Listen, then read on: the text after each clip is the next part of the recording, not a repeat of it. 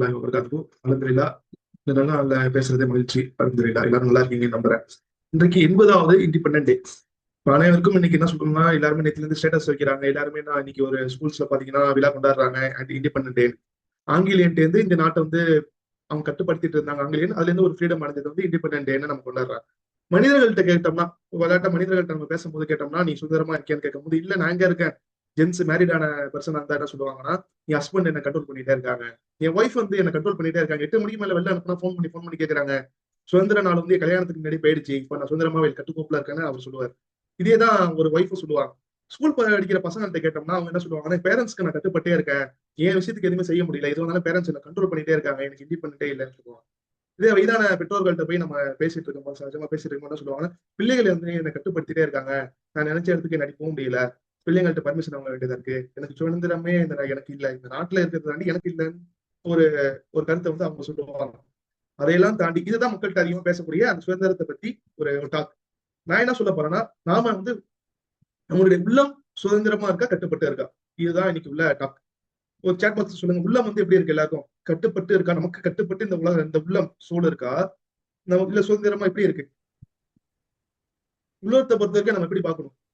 நபீல் நாயம் ஸல்லல்லாஹு அலைஹி வஸல்லம் சொல்றாங்க, இந்த உள்ளம் இருக்கு இல்லையா, இது வந்து மனித உடல்ல ஒரு உறுப்பு இருக்கு. இது வந்து நல்லா இருந்துச்சுன்னா மொத்த உறுப்புமே நல்லா இருக்கும். அது கெட்டு போயிடுச்சுன்னா எல்லாமே கெட்டு போயிடும். அதுதான் உள்ளம்ங்கிறாங்க.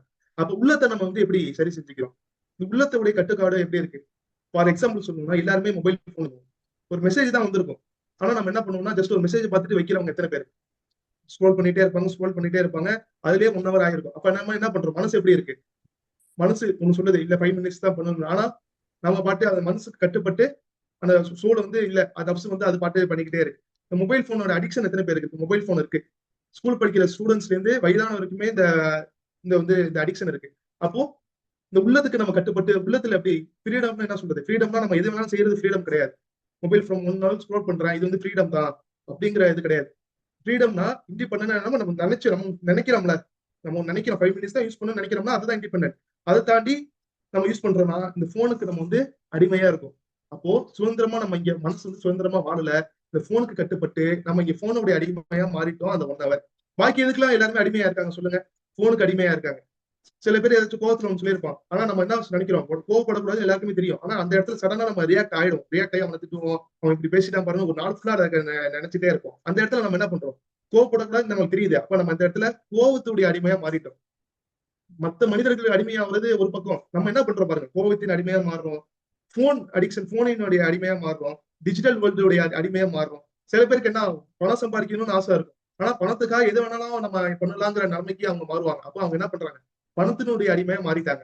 அப்போ இதுதான் ஒண்ணு இப்ப இதெல்லாம் நம்ம கண்ட்ரோல்ல வச்சுட்டு டெய்லியும் இது சரி இதுதான் 5 நிமிஷம் 5 மினிட்ஸ் போன் யூஸ் பண்ணாதான் பண்ணுவோம். அதை தாண்டி எடுக்க மாட்டேன்னு இன்னைக்கு நம்ம நினைச்சு வரணும். அதுதான் உண்மையான சோழுக்கு கொடுக்கக்கூடிய இண்டிபெண்டன்ட். இப்போ இந்த கான்செப்ட் இஸ்லாமிக் சைக்காலஜில சொல்லக்கூடிய கான்செப்ட் என்னன்னா, நப்ஸ் அதாவது ஆசைகளின் உலகம். உலகம் ஆசை அதிகமா நப்சு சொல்லிக்கிட்டே இருக்கும்.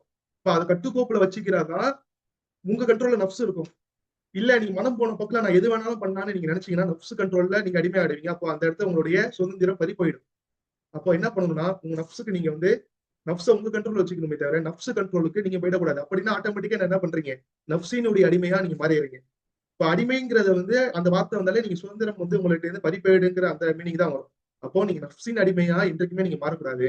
சைக்காலஜிக்கல் இஸ்லாமிக் சைக்காலஜிக் பெர்ஸ்பெக்டிவ் பாத்தீங்கன்னா உள்ளத்தை அதாவது கல்ப வந்து நீங்க சுத்தப்படுத்திக்கிட்டே இருக்கணும். அதுதான் வந்து உண்மையான ஒரு இண்டிபெண்டன்ட் தவிர நப்சுக்கு அடிமை ஆயிட்டோம்னா நம்ம அந்த இடத்துல என்ன ஆகும்? நப்சின் அடிமை தானே தவிர அந்த இடத்துல நம்ம ஒரு இண்டிபெண்டன்டான ஒரு மனிதர் கிடையாது.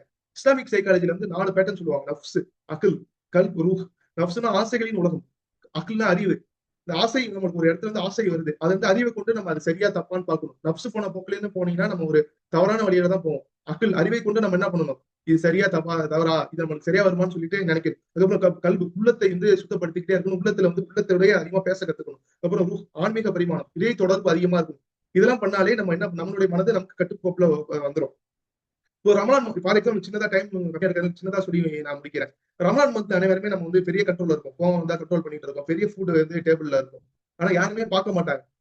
அப்ப நான் என்ன பண்றோம்? இறைவன் பார்க்கறான்னு சொல்லிட்டு நம்ம என்ன பண்ணுவோம்? அந்த இடத்துல எதுவுமே சாப்பிட மாட்டோம். கோவம் வருதுன்னா கூட நான் வந்து நோன்பு வச்சிருக்கேன், ஃபாஸ்டிங்ல இருக்கேன், கோவப்பட மாட்டேன்ப்பான்னு சொல்லிட்டு வீண் காரியங்களை ஏட பண்ண மாட்டோம். அப்போதைக்கு நம்ம நப்ஸ் வந்து நம்ம கண்ட்ரோல்ல தான் இருக்கு. பெரிய டேபிள் நிறைய ஃபுட் வந்து இருந்தாலுமே நிறைய டிஷஸ் இருந்தாலுமே நம்ம என்ன பண்றோம்? அதை வந்து நம்ம கட்டுக்கோப்புல வச்சிருக்கோம். யாரும் எடுத்து சாப்பிட மாட்டோம்ல. அப்போ மத்த நாள்கள்ல எங்க போச்சு? கோவப்படக்கூடாதுன்னு நினைக்கிறோம்ல, அந்த கோவத்துடைய அந்த அந்த இது அந்த தாட் வந்து எங்க போச்சு? அப்ப இதெல்லாம் ரமலான் மாசத்துல எப்படி இருக்குமோ, அந்த ரமலான் மாசத்துல நீங்க இல்ல நப்சுக்கு நான் அடிமையா இருக்கேன்னா கிடையாது. ரமலான் மாசத்துல நீங்க அனைவருமே என்ன பண்றீங்க? நப்ஸ் வந்து உங்க கண்ட்ரோல்ல தான் வச்சுக்கிறீங்க. மத்த மாசத்துல நப்சு கண்ட்ரோலுக்கு நீங்க போயிடுறீங்க. இதுதான் வந்து நம்ம தவிர்க்கணும். நப்சு கண்ட்ரோலுக்கு நம்ம போறத விட்டுடணும். என்னைக்குமே சரி, நம்ம இதுதான் நம்ம என்னைக்குமே நம்மளுடைய சுதந்திரம் வந்து நம்மளுடைய என்ன நினைக்கிறோமோ அதோடைய செயல்படுறதெல்லாம் இருக்க தவிர எந்தனுடைய மிஷினரி கண்ட்ரோலும் சரி மெட்டீரியலிசத்தின் கண்ட்ரோலும் சரி நம்ம ஆயிட்டோம்னா அந்த இழப்பு நமக்கு தான். சோசியல் மீடியால பாக்குறோம் அடுத்தவங்க அப்படி ஆயிட்டாலும் ஒரு பொறாமப்படுறோம். அந்த இடத்துல பொறாமையின் அடிமையா நம்ம மாறிட்டோம். அப்ப அந்த இடத்துல நம்ம சுதந்திரமான மனிதர்களா இல்ல. கூட பிறந்த சிப்ளிங்ஸ் இருப்பாங்க, ஃப்ரெண்ட்ஸ் இருப்பாங்க. அந்த வெற்றியை கண்டு நம்ம என்ன பண்றோம்? பொறாம அடையறோம். அப்ப அந்த இடத்துல நம்ம என்ன பண்ணிருக்கோம்? பொறாமப்படக்கூடாதுன்னு எல்லாருக்குமே தெரியும். பொறாம உங்க குட் டீட்ஸ் நல்லதை வந்து அப்படி விலகி அழிப்பது போல அழிச்சிடும் எல்லாருக்குமே தெரியும். ஆனா நம்ம அந்த இடத்துல என்ன பண்றோம்? பொறாமப்படுறோம். அப்ப பொறாமையின் அடிமையா நம்ம மாறிட்டோம். இந்த சுதந்திர தினத்துல நம்ம சுதந்திர போராட்ட வீரர் வாழ்க்கையும் படிக்கணும். அதையும் தாண்டி நம்ம உள்ளத்தை அதிகமா படிச்சு உள்ளத்திற்கு கட்டுப்பட்டு அதாவது நப்சு அதிகமா அது வந்து ஒரு பறவை போல பறந்துகிட்டே தான் இருக்கும். அதை எப்படி நம்ம கண்ட்ரோல்ல நம்ம இன்னைக்கு எண்ணிக்க வச்சு நம்ம ஷாப்பிங் போனாலும் சரி ஒரு மொபைல் யூஸ் பண்ணாலும் சரி நமக்கு நினைக்கிற நிமிட்ல நம்ம எப்படி யூஸ் பண்ணி அதை சரியா வழி நடத்துறோமோ அன்னைக்குதான் நம்ம சுதந்திரமா இருக்கணும்னு நம்ம அர்த்தம்.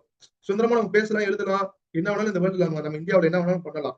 ஆனா உள்ளத்துக்கு என்னைக்கு நம்ம வந்து கட்டுப்பட்டு அந்த உள்ளத்துக்கு என்னைக்கு நம்ம சுதந்திரமான ஃபீல கொடுக்குறோமோ அன்னைக்குதான் உங்களுக்கான அந்த அதை நீங்க ஃபீல் பண்ணாதான் தெரியும். அன்னைக்குதான் சரியான இண்டிபெண்டன்ட் சுதந்திரமா நான் அதை பாக்குறேன்.